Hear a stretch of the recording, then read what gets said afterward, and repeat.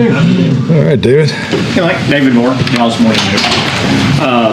Week was a little different with the Thursday game and then a Monday night game. So can you talk a little bit about what your player schedule was today to get back into it, and also just what your message was to them going into December here? Well, the biggest thing for the players today was really just the strength conditioning, getting checked back in with the medical, and then they had a community service opportunity today. So that was their schedule, and then tomorrow is their normal Tuesday off day, and then we'll start Wednesday into a normal week.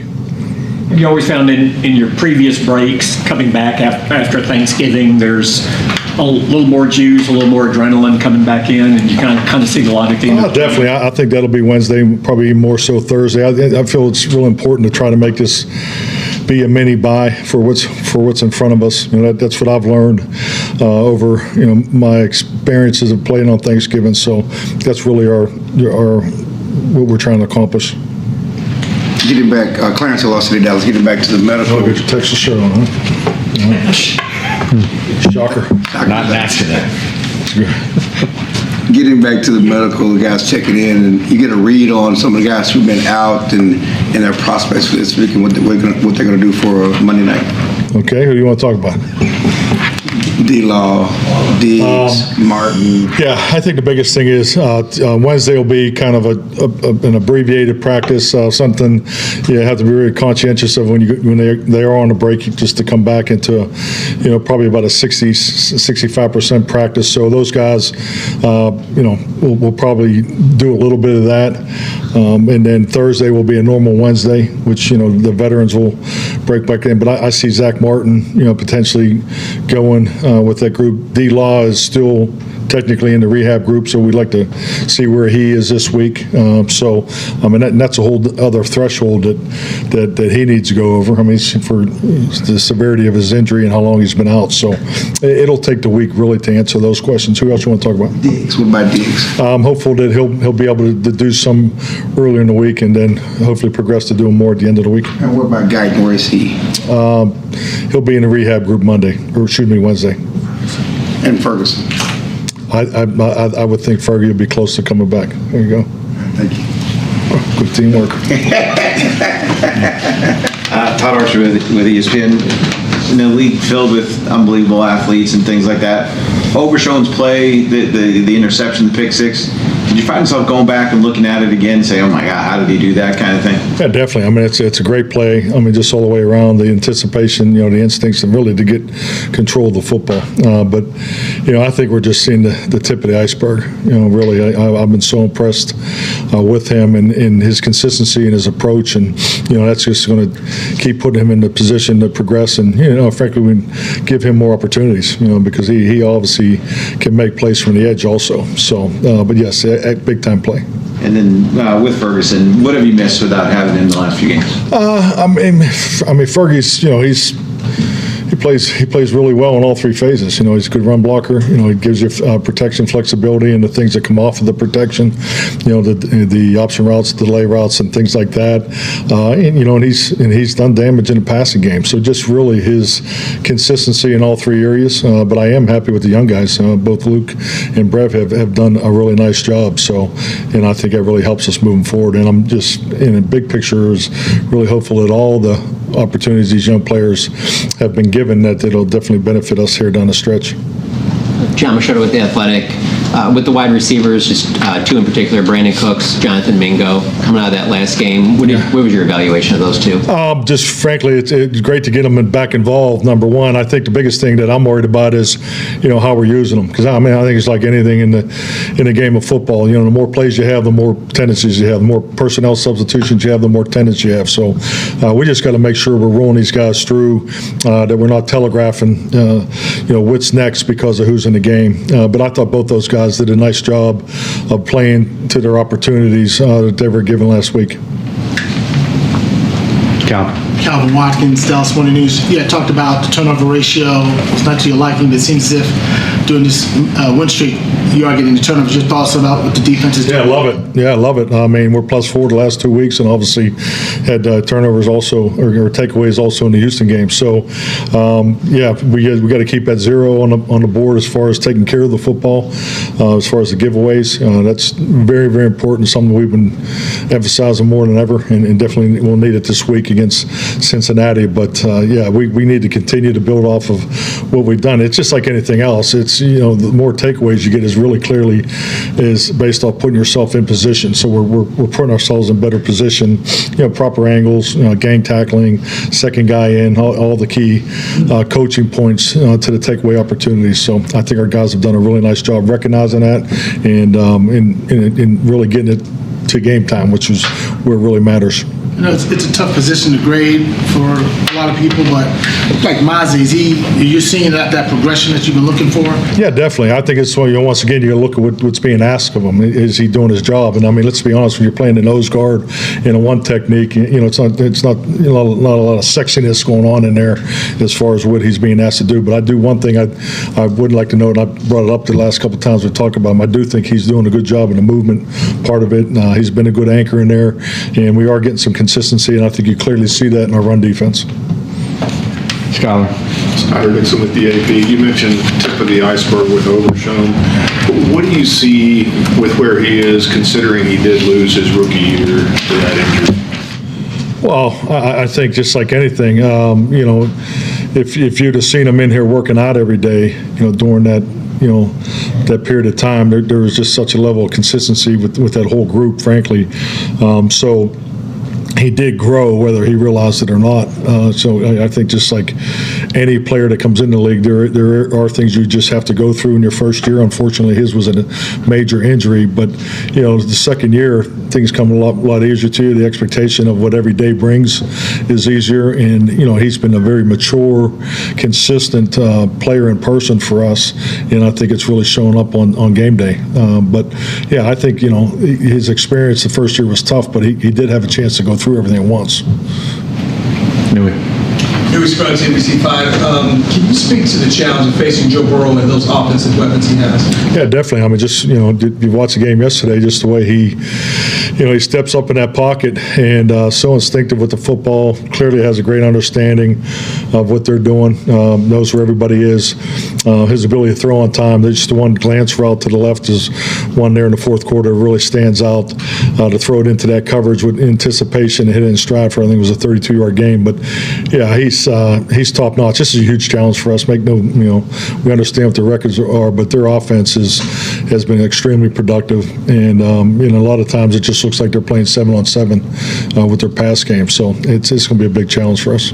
And with Luke Schoonmaker's past couple of games, where do you think that confidence has come, where he's been out there helping make plays, where just a couple of weeks ago he was limited on snaps and playing time? I just really want to compliment Luke for all the extra time that he's put in. He's made some mistakes early, but there's not a day where he's not in there early. 7 o'clock with his position coaches, and there's not a day where he's not staying afterwards. So it's refreshing when you see these guys put in the extra time and then they're rewarded, on game day with his production. So I'm very proud of his approach. He's been very consistent, but he's really prepared for this opportunity, and he has stepped up here the last 2 weeks.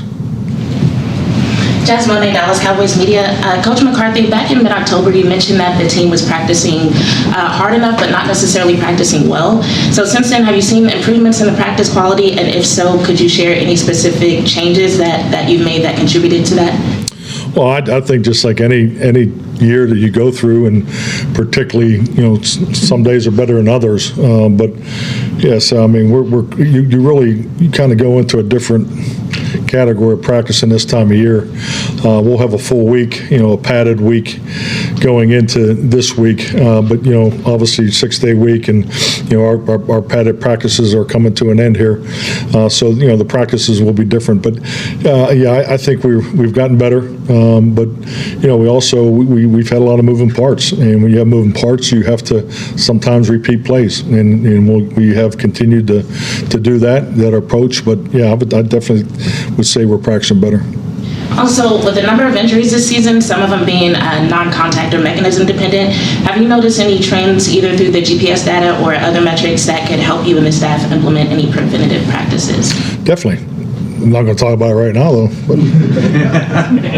But that's our job. Love your question, though. Ed Werder, WFAA. You were talking a minute ago about how impressed you are with Cincinnati's offense. Defensively, though, they've had a lot of issues on that side of the ball, scored a lot of points and not won games. In what ways do you see them as being vulnerable, even though you're playing a backup quarterback? Well, when your offense is rolling, I mean, that puts a different level of stress on the defense, too. The thing that we're seeing is, I mean, they throw a lot at you. So this is a very good football team. I mean, I would never think their record illustrates what you see on video. I mean, especially now we've had extra time. I know personally, just being in here on the weekend and just continue to watch the games and watch the Pittsburgh game live. This is a very good football team, and obviously they're going to have a full week to prepare for us. And we just look for this to be a Monday night battle, and that's the way we got to take it. Because I mean, the records, you really have to throw it out because there is a lot of production on both sides of the ball. And CD, you expect him to regain a certain level of health this week? Yeah, I'm hopeful. I'm hopeful. We'll see where he is Wednesday. But he had the shoulder injury in the game, and so we'll see where he is. Come Wednesday. Kyle Jones, DallasCowboys.com. You were talking earlier about Luke Schoonmaker earning some of those extra snaps because of his work ethic and his continued success. How is that translated with guys like Carl Lawson on the opposite side of the line of scrimmage, stepping up in a big role with all these injuries around? Yeah, I think Carl, you look at his path here coming in late, getting some opportunities a little later. But he's been consistent, and he has a style play, and I think just like anything, whether you're on offense, defense, or special teams, when you have new players that come as late as in Carl's situation, it takes both sides to learn a little bit of each other. Certain things that you may ask him to do or may not ask him to do, and I think now he's kind of finding his groove within our defense. What was your evaluation of Mozzie Smith against the Giants? My evaluation? Yeah. Yeah, I thought he played a solid game. Just going back through the video, I think he's doing exactly what we're asking him to do. But I think his job is, he's an anchor in there, and I think the run defense has improved. Josh.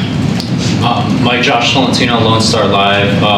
Going back to Brandon Cooks, it seemed like after his touchdown, so many teammates were, joyful and happy for him in the locker room. Jalen Tolbert described him as a coach. So I guess given the injury and just kind of what he went through, how would you describe like his steadiness, not only in his rehab, but just providing a voice as the oldest guy in that room? Yeah, he's a big part of our football team. He's definitely someone that the players, the locker room really looks to. Just a high quality individual. Everywhere he's worked, his reputation has followed him. It was great to have him back on every front. He's one of the key members on our leadership council. So I was in here today, doing the extra. So he's just the ultimate pro. Clarence. Micah talked last week or so about Zimmer challenging him to be a better leader and do some things differently. Certainly his presence, what he does on the field has been noted, but can you talk about what you see from Micah coming back? Did he learn some things while he was out? How has he been a better leader? I would say, just the biggest thing is getting back into regularity. I think you got to remember, Micah, and it's going to be the same with D-Law and all these Brandon's another example. I mean, these guys go through these injuries, it just when they come back and go return to play, they don't just jump right back in and pick up where they left off. I mean, it's just not practical. So I think you're seeing that both on the field and off the field with Micah, which has been very consistent with the other guys too. So just getting out there and, the connection in practice. I mean, there's a reason why you practice and the reason why you practice a certain way. So I just think the biggest thing is you're getting back into more of a consistency and more of a flow that you kind of lose when you're injured. So I think that's the biggest thing, having him back in there and being a constant, and that's important for all of our guys. His attitude of not giving up and, we're going to make something out of it, is that infectious? That, him coming in with that energy and Yeah, no, I mean, definitely. I mean, you always appreciate that and appreciate his words. I think it's a good illustration of what the belief is, not only by him, but also in the locker room. Good. Thank you, Mike. Thank you. Howdy, Cowboys Nation. Welcome to Dallas Cowboys Today, your number one source for all things America's team. If you're a diehard football fan and love our Dallas Cowboys, you're in the right place. So don't forget to smash that like button and subscribe to stay updated with all the latest Cowboys news. Let's get started. Today, we're diving into a hot topic that's been stirring the NFL rumor mill and could directly impact the future of our team. Before revealing the big issue, let's take a quick look at the 2024 season and the expectations surrounding the Dallas Cowboys coaching staff. Stick with me until the end because this discussion promises to shed light on the next steps for our beloved blue and silver. Here's the current situation. The 2024 season has been a roller coaster. With Dak Prescott's injury and other setbacks, the team has struggled to find consistency. Even with back-to-back wins that reignited a bit of hope, the reality is that we're sitting at a modest 5-7 record in Week 14. And as we know, this kind of performance is far from acceptable for Jerry Jones and a franchise as storied as the Cowboys. And this is where the debate gets heated. Head coach Mike McCarthy is at the center of it all. Since taking over in 2020, he's delivered consistent regular season records, 3 consecutive 12-5 seasons, but his playoff results have fallen short, only 1 win in 4 games. The big question is this track record enough to justify keeping him as head coach? According to analysts, including ESPN's Dan Graziano, McCarthy is on the hot seat. The expectation is that unless the Cowboys make an impressive run or an unlikely playoff appearance, they might choose to go in a new direction for 2025. Graziano highlights that despite recent praise from Jerry Jones, McCarthy's lack of success in critical games weighs heavily against him. Additionally, the fact that he's in the final year of his contract makes a potential transition easier without requiring an immediate firing. So, what's next? Many are already speculating about potential replacements, but the main question remains, should the Dallas Cowboys invest in a new coaching philosophy or give McCarthy another shot, trusting he can bring the success we've been longing for? Now it's your turn, Cowboys fans. Do you think Mike McCarthy deserves to stay at the helm, or is it time to find someone who can lead the team back to the top, especially in the playoffs? Share your thoughts in the comments. Don't forget to spread this video on social media to fuel the debate and subscribe to the channel to stay updated on all things Cowboys. Go Cowboys! Together, we'll keep analyzing, debating, and rooting for better days ahead. See you next time.